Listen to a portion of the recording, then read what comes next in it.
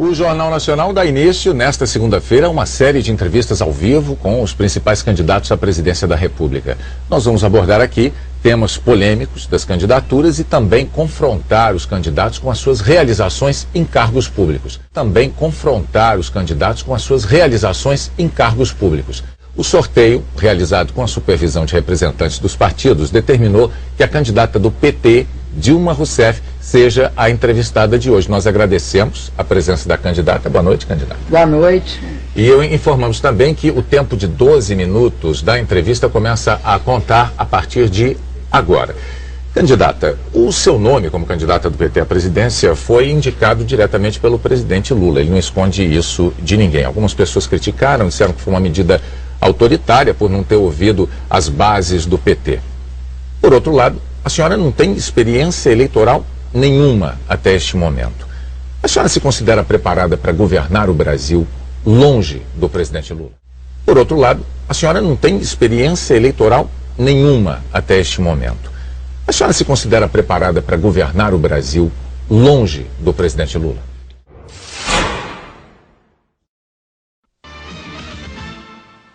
Na última entrevista da série com os principais candidatos à presidência, hoje nós ouviremos Luiz Inácio Lula da Silva, candidato da coligação PT-PL. A ordem das entrevistas foi decidida em sorteio e os candidatos pediram que registrássemos no ar que eles não usarão as entrevistas na propaganda eleitoral na TV. A entrevista é de 10 minutos com tolerância máxima de 30 segundos e vai ser interrompida se o candidato ultrapassar esse tempo.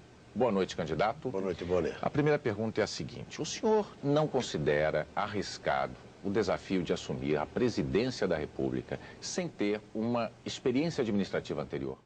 Por outro lado, a senhora não tem experiência eleitoral nenhuma até este momento. A senhora se considera preparada para governar o Brasil longe do presidente Lula? Olha, William, Fátima, eu considero que eu tenho experiência administrativa suficiente. Eu fui secretária municipal da Fazenda, aliás, a primeira secretária municipal da Fazenda de Capital. Depois eu fui sucessivamente, por 2 vezes, secretária de Energia no Rio Grande do Sul. Assumi o Ministério de Minas e Energia, também fui a primeira mulher e fui coordenadora do governo ao assumir a chefia da Casa Civil, que, como vocês sabem, é o segundo cargo mais importante na hierarquia do governo federal.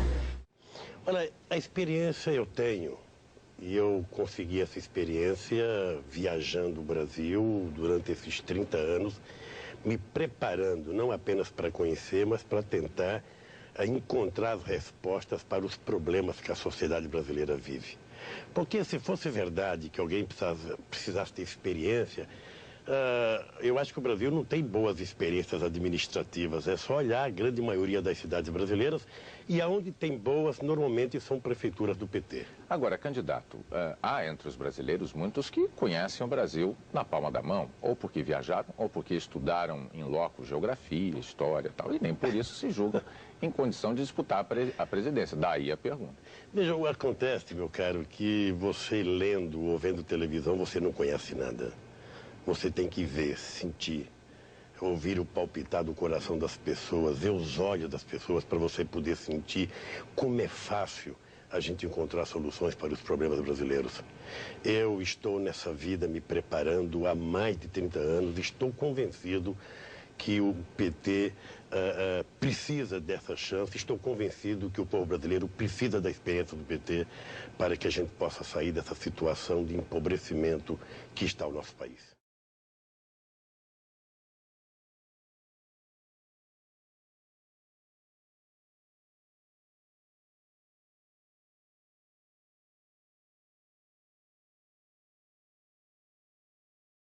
Janeiro de 2003, um capítulo da história do Brasil. A capital federal consagra um novo presidente de 170 milhões de cidadãos. O ex-metalúrgico Luiz Inácio Lula da Silva é festejado a caminho do Congresso, onde faz o juramento à Constituição e discursa pela primeira vez como presidente da República. Hoje é o dia do reencontro do Brasil consigo mesmo. No Palácio do Planalto, uma cena que o país esperou por 40 anos. Um presidente eleito pelo povo passa a faixa a um sucessor eleito pelo povo. Depois de 8 anos na presidência, Fernando Henrique Cardoso diz que quase chorou de emoção ao passar o cargo a Lula. O Jornal Nacional mostra todos os detalhes da posse, a nomeação oficial do ministério, as autoridades estrangeiras que vieram, os novos nomes da economia e a quarta-feira em que a democracia brasileira foi celebrada numa imensa festa popular na capital.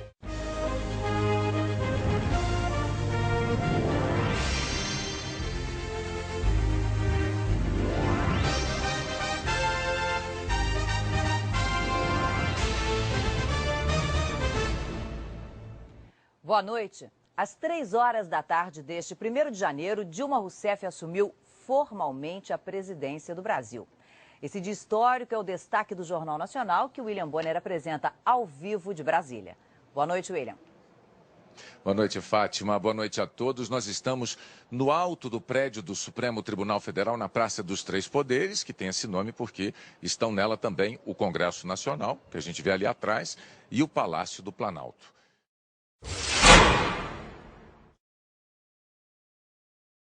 Zona Sul. Esse grupo para praticamente o trânsito no sentido sul de São Paulo. Eles estão ali no meio da avenida, seguindo também em direção aos bairros da Zona Sul. Um outro grupo que saiu do Largo da Batata, por volta das 5 horas da tarde, percorreu a Avenida Faria Lima. E nesse caminho, eles seguiram até a Avenida Luiz Carlos Berrini, que fica muito perto da TV Globo, e nesse caminho foram gritando palavras de ordem contra a TV Globo. Patrícia. Olha, a TV Globo vem fazendo reportagens sobre as manifestações desde o seu início e sem nada esconder. Os excessos da polícia, as reivindicações do movimento Passe Livre, o caráter pacífico dos protestos e quando houve depredações e destruição de ônibus. É nossa obrigação e dela nós não nos afastaremos. O direito de protestar e se manifestar pacificamente é um direito dos cidadãos.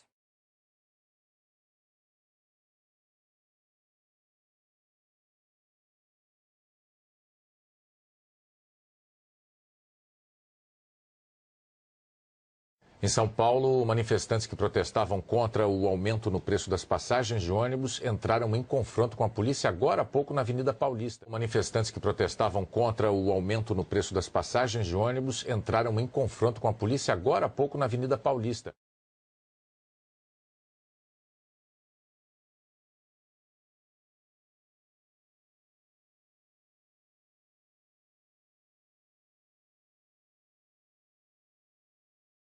Pelo segundo dia seguido, um protesto contra o aumento das passagens de transporte público provocou muita confusão em São Paulo. O repórter César Galvão é quem traz as informações ao vivo. Boa noite, César.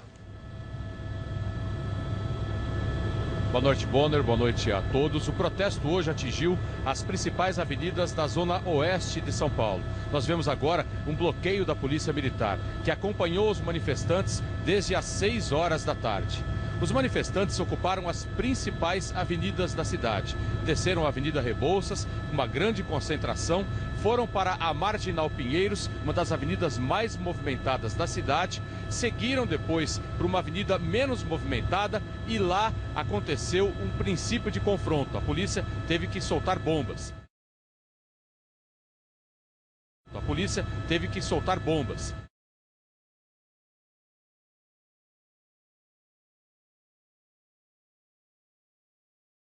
Agora São Paulo, onde os manifestantes estão concentrados na região da Avenida Paulista. É César Galvão quem traz as informações ao vivo. Bonner, aqui em São Paulo, a Avenida Paulista está bloqueada nos 2 sentidos. A gente acompanha aí o trabalho do batalhão de choque, tentando dispersar um grupo menor agora de manifestantes. Há poucos instantes houve um novo confronto. A gente observou que os policiais lançaram bombas de gás e também tiros de borracha para que os manifestantes liberassem as avenidas. Foi feita uma varredura na Avenida Paulista. Os policiais encontraram um grupo de estudantes sentados perto de um parque. Mas, apesar de sentados e pedirem paz, foram lançadas bombas em direção a esses manifestantes.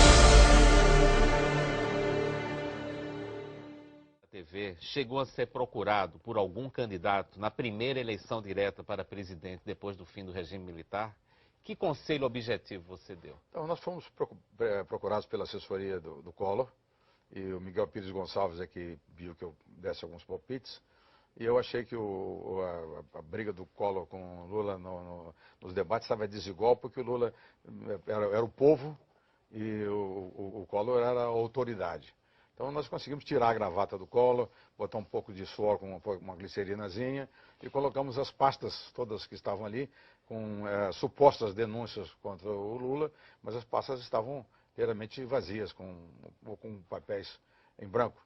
Foi uma maneira de melhorar a postura do Collor junto ao espectador para ficar em pé de igualdade com a popularidade do Lula. O suor de Collor no debate, então, foi produzido? Todo aquele debate não o conteúdo. O conteúdo era do Collor mesmo. Mas a parte, vamos dizer assim, informal, nós é que fizemos. Eu me lembrei do Jânio, só não botei uma caspazinha no Collor porque ele não aceitou.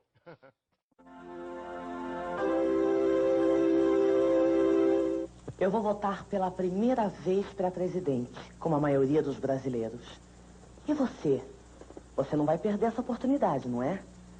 Olha, no dia 17 de dezembro, num domingo, faça como eu vou fazer.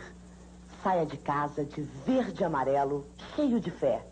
Na cabine eleitoral, pegue a sua cédula igualzinha a esta aqui e vote certo. Vote para ganhar, marcando bem aqui. 20. Collor. Vote como eu. Vote Collor.